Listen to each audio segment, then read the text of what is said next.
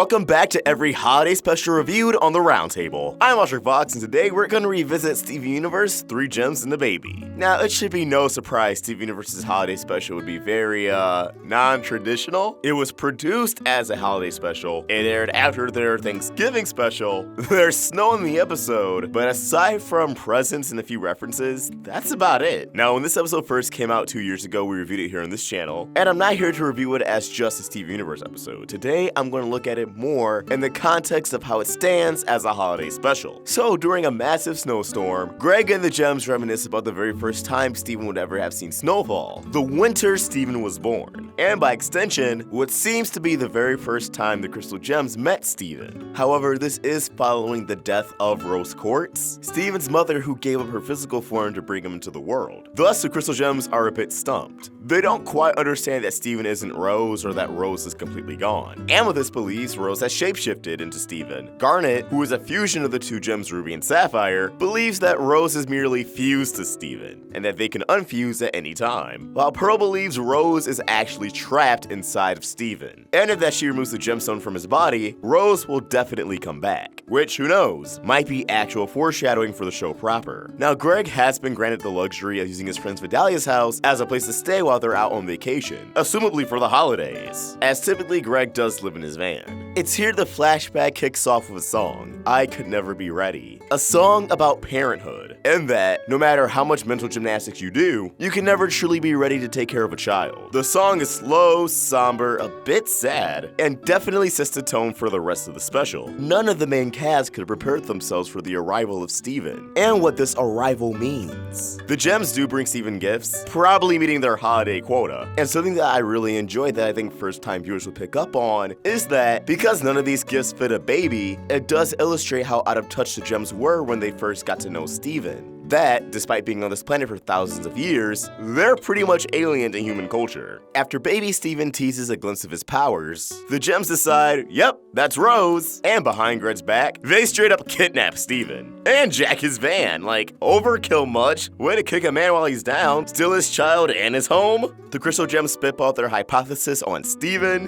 What is he? What is his relation to Rose? And ultimately, it takes Pearl to gamble on Steven's life for her to realize Steven is what Rose wanted, to the point where she gave up her life for his existence. Some imagery and references later, Greg, resembling the Virgin Mary, finally catches up with the Gems and they decide to raise Steven together, bringing the flashback and basically the episode to a close. Again, this is as non-traditional as holiday specials could probably get. The only holiday aspects of the episode do feel a bit forced, but I can't say that this special wouldn't relate to anyone out there. In fact, I think this special probably hit a lot of families out there. A family who has to go through the very first winter without their mother. Greg's first winter without his wife. The Crystal Gems' first winter without their leader. We essentially see a baby's first Christmas, and a very sad yet realistic aspect of the holidays we don't normally see in these specials. For Greg, it's having to spend the holidays alone, even being reminded of what he's going through with that image of sour cream,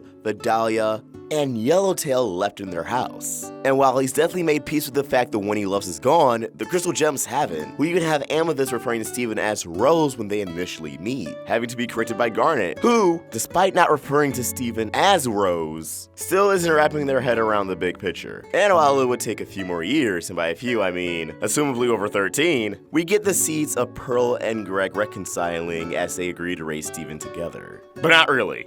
Overall, not my favorite holiday special. I'm someone who likes being in the Christmas atmosphere, but I can't say this isn't a realistic one with a strong message. That's what makes it unique and different, and that's why I can recommend this special. Once you've seen all your grandmas got run over by a reindeer, all of your SpongeBob Christmas specials, and you need a dose of reality, something that's different, yet still has pretty good humor, Amethyst's little moment shapeshifting as a baby comes to mind, and that nice warm aesthetic that's in the framing device, gathering around during a snowstorm, having a fire going in the background, making hot chocolate, how could you not love it? And that in itself could be expected at Christmas gatherings, reminiscing about the past, having your parental guardians tell you, hey, when you were a wee little baby, did you know this happened? And hey, if this is your first time watching this special, then for all intents and purposes, you may never be ready for this emotional roller coaster.